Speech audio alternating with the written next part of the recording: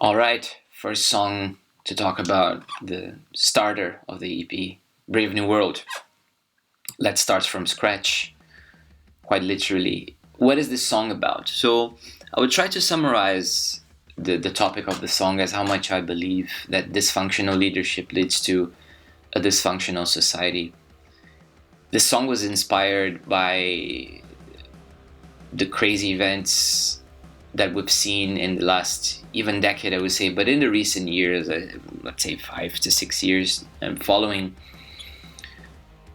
political news worldwide, we can see a pattern in the sense that there's a lot of far right figures, far right policies, far right politicians coming to power, and that affects many of us and affects me as a Brazilian.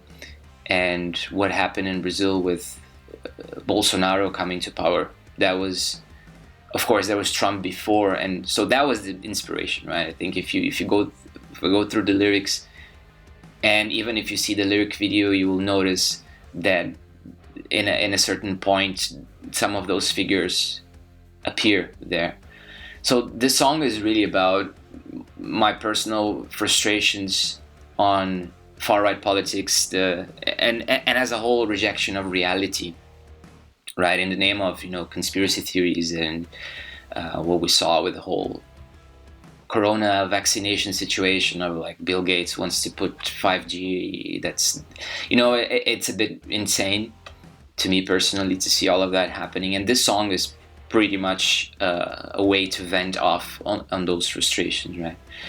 And I think there's also an aspect of form over content there that can be seen also in politics nowadays, right?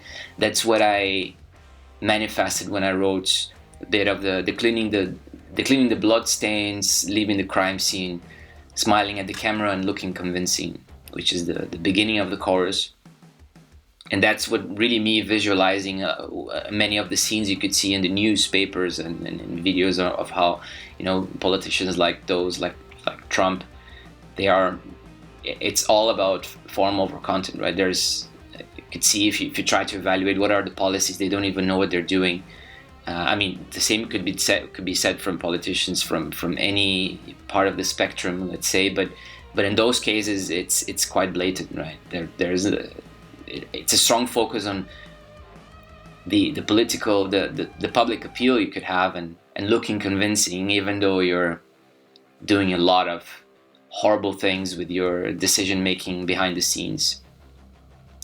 I think this is essentially covers what the song is about, and the inspiration, as I already mentioned, comes from those figureheads, right? So Trump, Bolsonaro, Salvini in Italy, Erdogan in Turkey, Orban as well, and Duterte even in the Philippines. So I think there's no continent unfortunately escaping from this. It's a big trend all around the world, and when I wrote that song, that was, I think it was late 2019 or early 2020.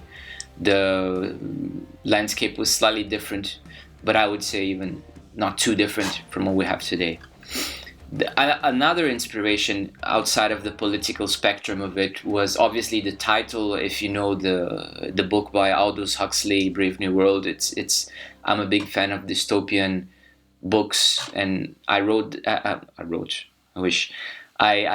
book many years ago, and there are many ideas there that really struck a nerve, so to speak. Like they spoke to me very personally. And that was, I like the title a lot. I like the perspective of this sarcasm behind it, like, hey, Brave New World, it's a new world. Look at that. Look at how new things are, right? There's a sense of repeating what happened in the past, unfortunately, in many things. So that was also a big inspiration. There's also a great Iron Maiden song and an album with the same title that I like the song especially a lot. I think it's from the 2000. So it came together. The book, a bit of the Iron Maiden. I'm a fan of heavy metal as well, and I thought that it would be a nice title. Musically speaking, in terms of inspiration, I was listening. Me and Philip were listening a lot to Queens of the Stone Age at that time. So even the recording, the guitars are down tuned. So it was in the first EP we did a lot of standard tuning, and this time we were going a bit lower on the tuning and experimenting with a bit of the heaviness in the instrumental section. Queens of the Stone Age was clearly a big inspiration. There are some drum fills and parts of the riff, right? This kind of open chord with this thing. I find it very Queensy. And Metallica, I would say, also ends up being an inspiration. Not to say honestly that I'm a huge fanboy of Metallica. I like what they do, but I think especially in the vocal, the way I was trying to deliver the vocal melodies has a sense of aggression that, yeah, of course I wouldn't dare to say it sounds like Metallica, not even close, but it was a bit of an inspiration there. Okay, and Queens also in the chorus there's a bit of sound where the note progression, when I go this kind of progression, I find very Queens of the Stone Age as well. I stole a bit from them. Thank you. What was the production like? I think in terms of highlights, how the production went about this song. So for the whole EP we decided to record everything on our own, meaning, so in the first EP we recorded parts of it at home or in our spaces, but then the hardest ones to record, so the drums and the vocals, always we would go to studios, rent places with proper equipment.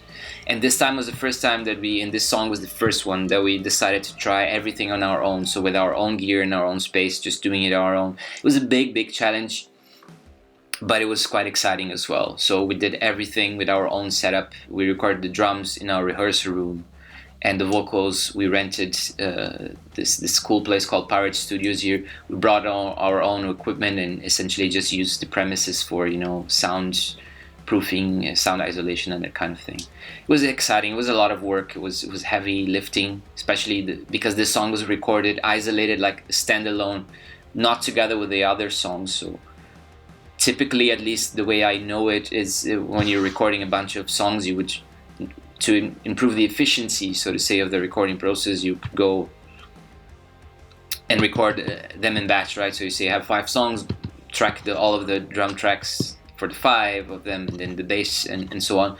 And this one we did 1 song every instrument, so it was a good experiment for us as well. And last but not least, what this song means to me is, as I said previously, it is a lot about venting off my personal frustration with where things seem to be headed in terms of policy, political events, and social, the impact it has on society as a whole.